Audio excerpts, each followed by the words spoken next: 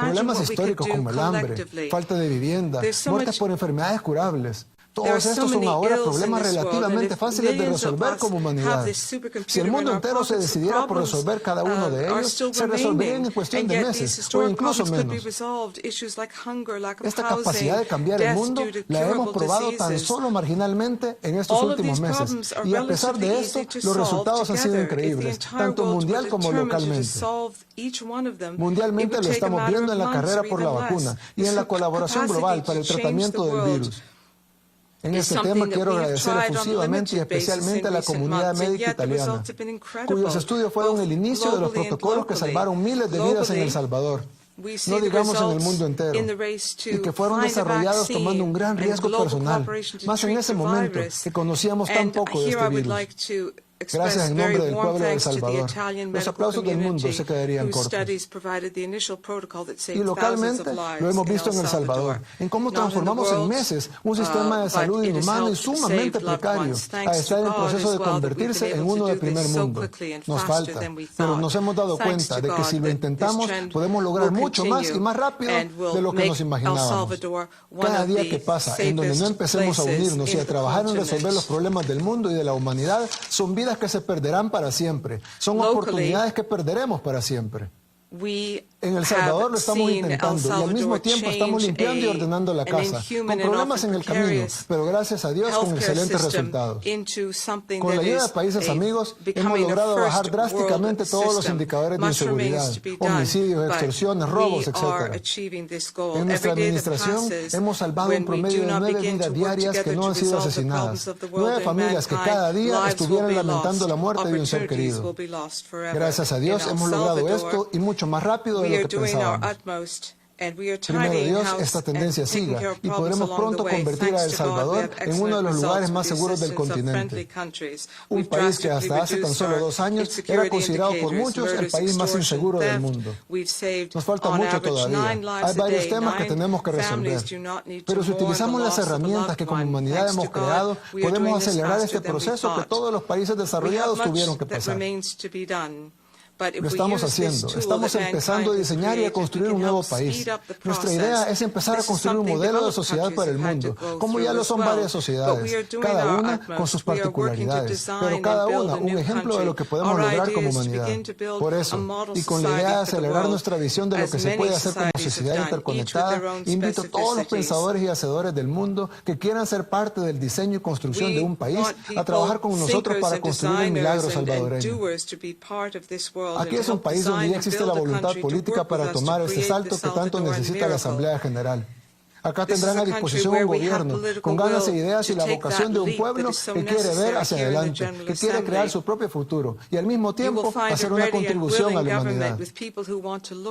Además de un buen clima y buenas olas todos los meses del año. Somos un país en construcción y eso es algo sumamente emocionante. Pero queremos acelerar este proceso y para eso queremos que los pioneros del mundo nos ayuden, tanto en el ámbito público como en el privado, en donde tenemos un mundo casi totalmente conectado, en donde puedo dar unas palabras y llegar a cualquier rincón del mundo. Y de ahí me pueden responder, colaborar y crear. Las herramientas ahí están para utilizarlas y mover a la humanidad, al menos un poco, en el camino correcto. Contamos con el ingenio y la imaginación humana, lo que nos diferenció y nos sigue diferenciando de otras especies. La especie humana puede vivir miles de años más y siempre tendrá algo más que inventar. Las posibilidades de hacia dónde vamos como humanidad son casi infinitas. Pero tenemos que tomar el control de nuestro destino. La humanidad debe siempre buscar su camino. Y es el propósito de algunos pioneros tener la posibilidad de la conciencia y el valor para hacerlo. Si nos unimos y logramos hacer esto, podremos vivir e incluso llegar a ser artífices de una de las edades de oro en la historia de la humanidad. Que Dios nos ilumine a todos y nos permita reconstruir el futuro juntos como hermanos. Muchas gracias. On behalf of the General Assembly, I wish to thank the President of the Republic of El Salvador for the statement just made. I now give the floor to the distinguished representative of Grenada to introduce a statement by the Minister.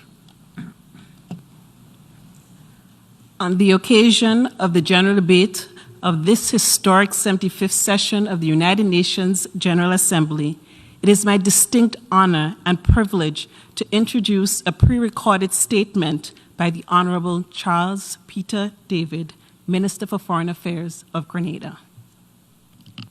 Mr. President, Mr. Secretary General, distinguished delegates, ladies and gentlemen, I extend cordial greetings from the government and people of Grenada, on whose behalf I am always honored to address this noble institution and its distinguished members.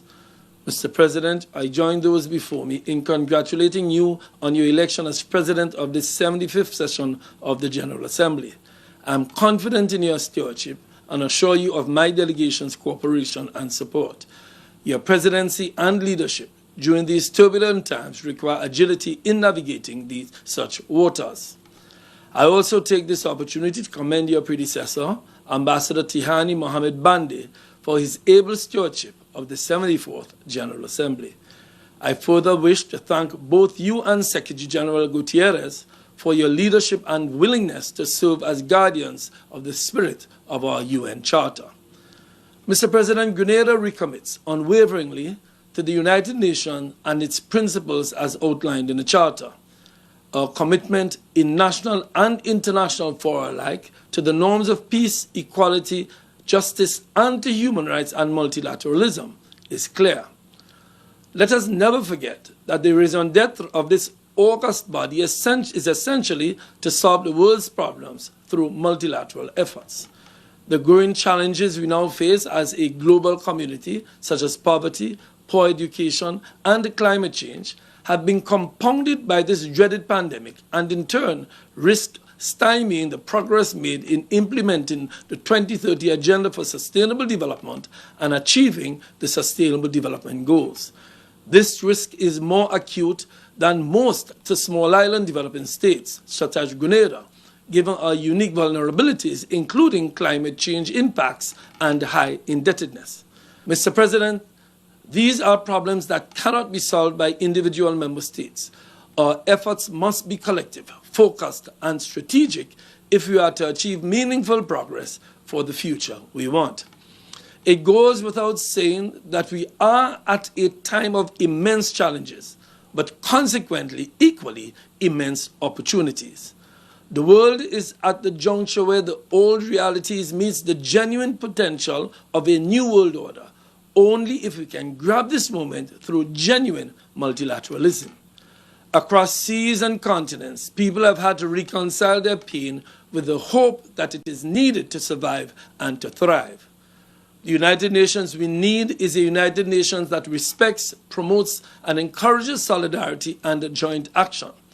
The United Nations we need must promote equality and respect for all humanity.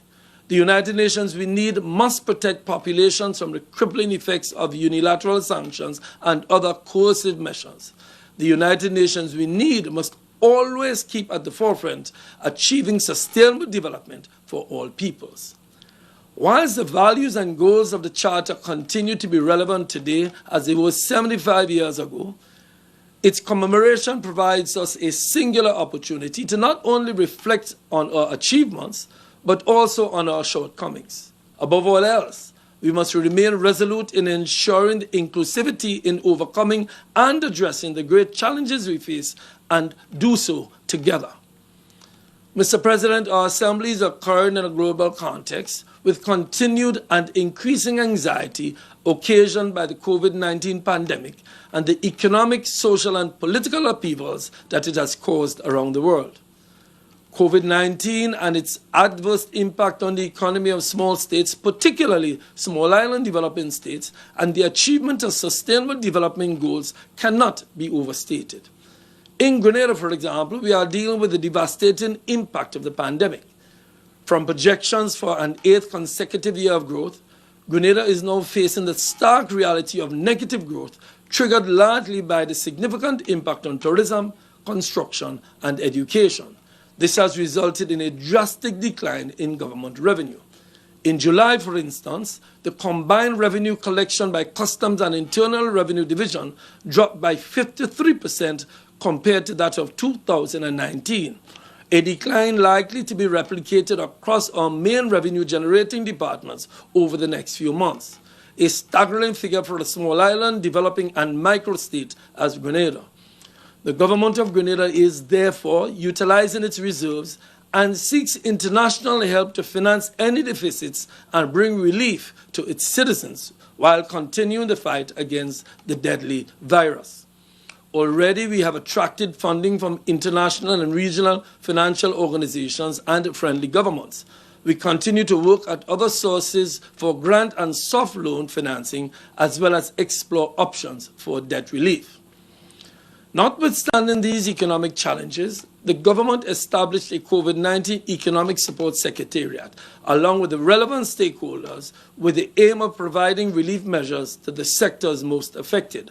Moreover, 7 cabinet-approved subcommittees were established with assigned responsibility for each of the productive sectors of the economy, namely tourism and citizenship by investment, construction, both private and public, education services, micro, small, and medium-sized enterprises, agriculture and fisheries, wholesale and retail, trade and manufacturing, and e-commerce/digitalization.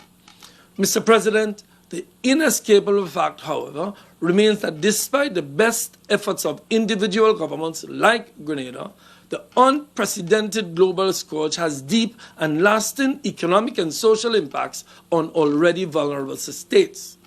While Grenada has thus far been successful in combating the health crisis, doing our part to stop the spread and preserve life, with a total of 24 cases and currently COVID-19 free, such success was and is only possible through concerted action and stringent measures which further exacerbate our socio-economic crisis. There is, therefore, an urgent need for greater cooperation in combating this dreaded pandemic, and this reputable body is best suited to meet this challenge.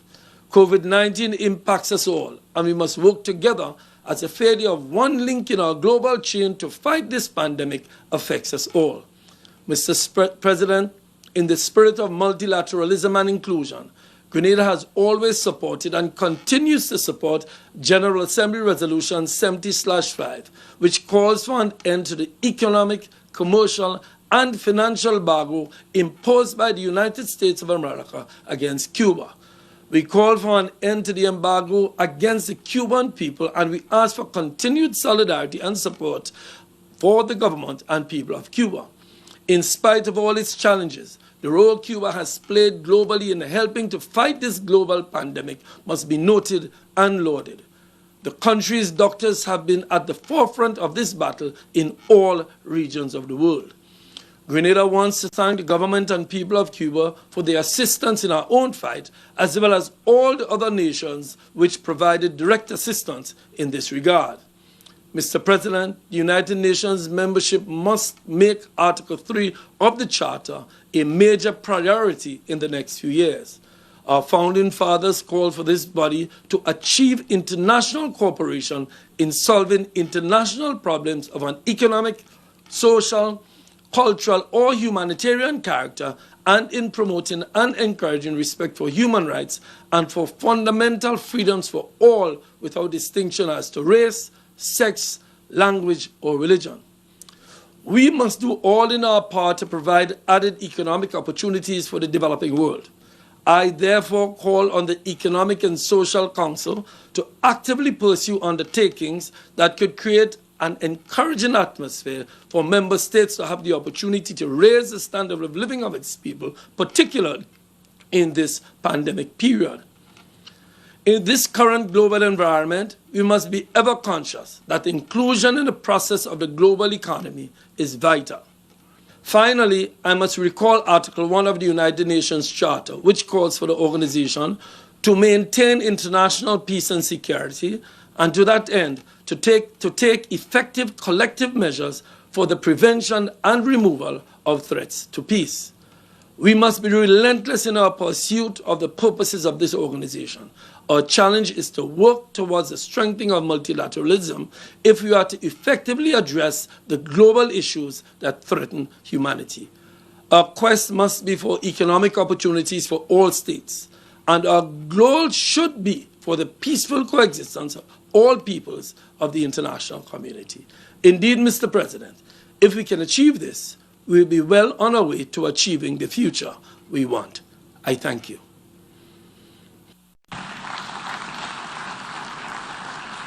On behalf of the General Assembly, I wish to thank the Minister for Foreign Affairs and Labor of Grenada for the statement just made. I now give the floor to the distinguished representative of Barbados to introduce a statement by the Minister. Mr. President, I have the distinct honor to introduce the pre-recorded statement of the Minister of Foreign Affairs and Foreign Trade of Barbados, Senator Dr. the Honorable Jerome Walcott. I thank you. Your Excellency, Mr. Volkan Bozkır, I congratulate you on Turkey's election to preside over this historic 75th session of the United Nations General Assembly. I pledge Barbados' full support during your presidency. We are confident that the work of the General Assembly will be facilitated, Mr. President, by your steadfast dedication and competent leadership. I also wish to express my appreciation to your predecessor, His Excellency Mr. Tijani Mohammed Bande of Nigeria, for his excellent stewardship of the 74th session and his wise guidance in adapting the Secretariat and Member States to the world of virtual diplomacy to advance the organization's work in the midst of the COVID-19 pandemic. At this critical juncture in its history, Mr. President, when the United Nations should be celebrating its 75th anniversary, the world is consumed by many complex challenges. Challenges that arise from a world in crisis and a world with no global leadership. A world that appears to have lost its moral compass. Globally, we are witnessing an increased focus on systemic racial injustices, economic and social inequities, transnational crime, terrorism, human trafficking, increased human displacement, rising autocracies, violence against women, and the climate crisis, to name but a few.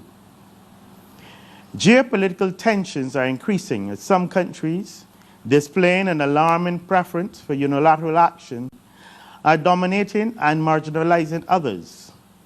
Multilateralism, one of the philosophical underpinnings on which this very organization was founded in 1945, is under serious threat.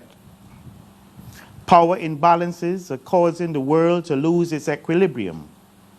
Notwithstanding, Barbados continues to hold in highest regard the fundamental precepts of international community and collective action. The imbalance of which I spoke earlier, Mr. President, is also evident when you look at how some states are being treated with respect to their debt management. The refusal of those who have it in their power to help revive our economies, whether it is by moratoria or refinancing or even access to concessional loans and grants, is causing us greater economic hardship. Small island development states, many of which are in the Caribbean and the Pacific, labor under onerous debt burdens. Our African brothers share a similar fate. Sadly for many of us, this remains our post-independence legacy. When Barbados joined the United Nations, it was our intention to be craftsmen of our fate and plan trajectories for our post-colonial development. Instead, we now find ourselves ensnared in the false per capita-based construct of so-called middle-income countries, an assessment which bears little resemblance to our everyday existence, an assessment which prohibits our access to concessional loans or financing in adequate amounts, thereby stymieing our development. It's not now the time for debt forgiveness. Is it not now the time for the creation of innovative economic instruments to reverse the widening gap of inequality? Another instance of one-sidedness is in the global financial system, where organizations of limited membership engage in universal blacklisting, and correspondent banking relationships are unilaterally withdrawn. Our small countries are blacklisted for daring to exert their sovereign right to create their own taxation systems and are forced to compete under rules that we have had no voice in setting. This arbitrariness in engagement with countries like Barbados must cease. It is done without our knowledge and involvement. It is contrary to the laws of natural justice. These combined factors are pushing our countries back into a state of post-colonial penury. Mr. President, nothing more starkly exemplifies this imbalance of power like climate change. Severe weather events are occurring across the globe and are making our climate mitigation adaptation efforts even more urgent. As small island developing states, we are struggling to stay afloat literally and figuratively. Just think about what is happening to the Maldives. In Barbados, we have lost over 60% of our coral reefs, along with the rich abundance and diversity of species that the reef ecosystem support. In response, my government has launched an ambitious program called Roofs to Reefs to save the remaining reefs and hopefully use modern, exciting new technologies and the creation of new marine protected areas to rehabilitate damaged reefs. What is ironic is that some countries represented here today provide advice on how small island development states can increase their resilience and then take decisions in other areas that can significantly undermine those efforts. It is no secret that the greatest contributors to the climate crisis do not bear the consequences proportionally, and consequently, they are not incentivized to decrease their greenhouse gas emissions. Barbados, for its part, is not postponing its climate ambition. We will not be deterred. Barbados will be fossil fuel free by 2030. The United Nations must take greater steps to strengthen and revitalize the climate agenda. The challenges of sustainable development and creating resilience to climate change will assume even greater importance for our deliberations and negotiations. The UN will of necessity have to thread the needle carefully on these issues, some of which are of an existential nature for our countries. I take this opportunity to express Barbados' appreciation to the host of COP26, the United Kingdom, for doubling its contribution to the Green Climate Fund to £1.44 billion. We are of the view that the need for adequate climate finance in the midst of the COVID-19 pandemic cannot be overstated. Mr. President, yet another reality that confronts us now is that once again the world is on the brink of devastation.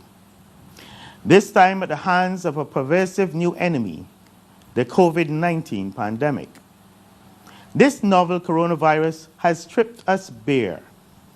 It has manifested into a perfect storm that has undoubtedly derailed what limited progress we were positioning ourselves to make in implementing the 2030 agenda and has jeopardized our ability to meet the sustainable development goals within the agreed time frame.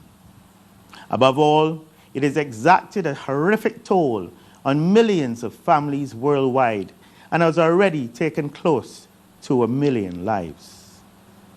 That is why, Mr. President, Barbados unequivocally supports the Secretary General's call in his recently issued policy brief on debt and COVID-19 that the international financial institutions, the multilateral development banks, and the UN should provide debt relief.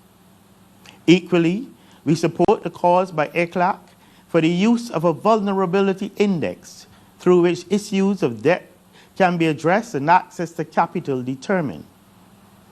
We also eagerly look forward to the results of the upcoming high-level event on financing for sustainable development in the COVID-19 era and beyond, where member states will be presented with options to address areas ranging from illicit financial flows to sustainable recovery and the crushing debt burden faced by small island development states. We are resolute in our view that debt relief and support measures or additional financing cannot be bound to any conditionality. Barbados is also supportive of the UN's Economic Commission for Africa in its call for the creation of a special purpose lending vehicle, the Liquidity and Sustainability Facility, to support African, Latin American, and Caribbean countries in advancing sustainable development initiatives and, more immediately, facilitating access to liquidity, lending, and investment. In terms of the current COVID-19 crisis, such a facility could significantly lower borrowing costs, support financial sustainability, and help countries access markets for needed bridge financing and liability management. Mr. President, Barbados' recovery from the economic and social impacts of the COVID-19 pandemic will be slow and painful. Resuscitating our economy has been a balancing act between reopening for tourism-related services and air travel and ensuring that our population remains safe.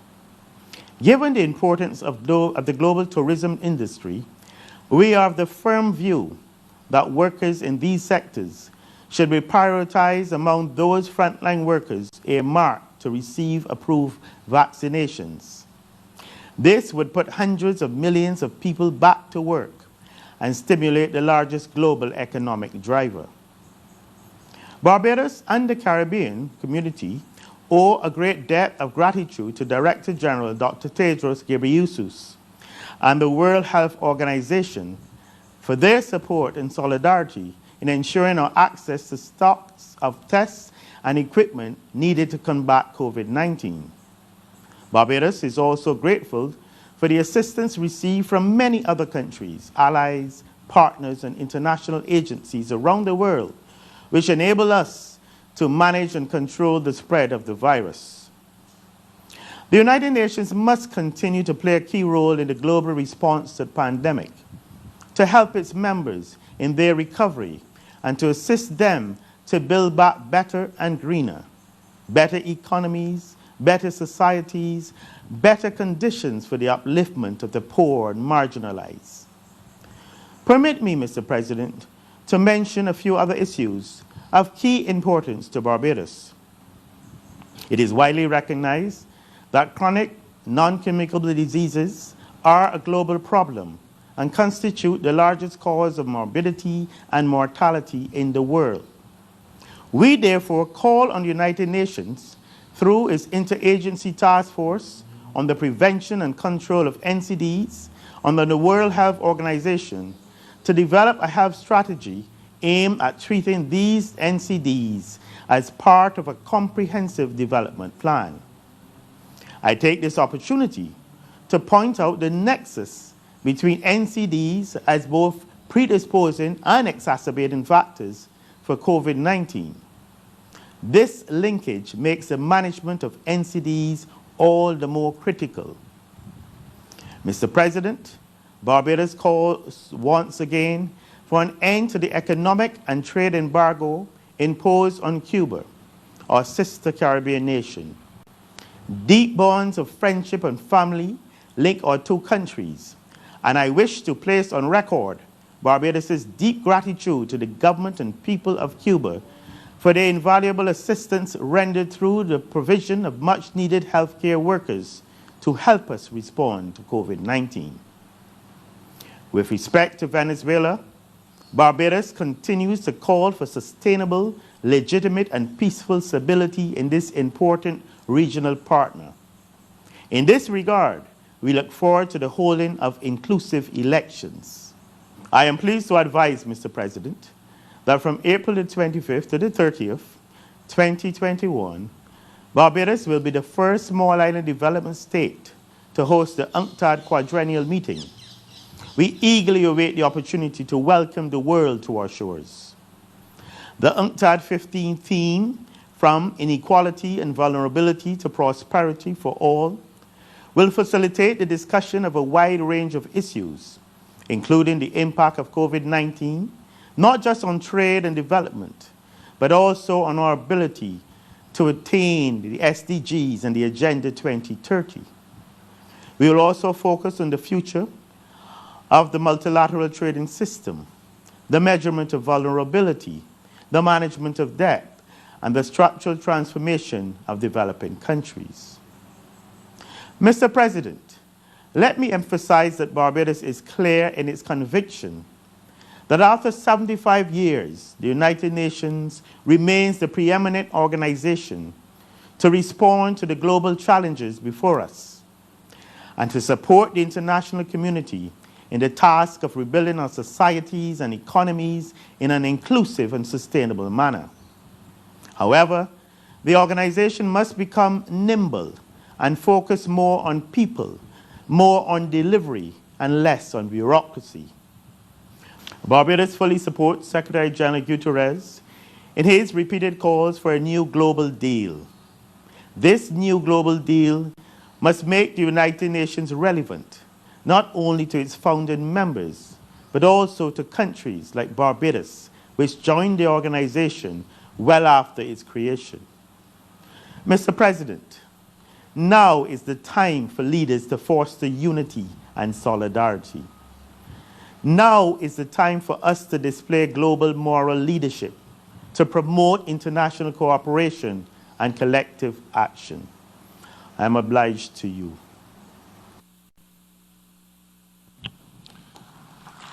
On behalf of the General Assembly, I wish to thank the Minister for Foreign Affairs and Trade of Barbados for the statement just made. I now give the floor to the distinguished representative of Cameroon to introduce a statement by the Minister. Monsieur le Président, Mr. President, le Cameroun est pupille des Nations Unies. Cameroon C'est par is conséquent a member avec of the United plaisir Nations.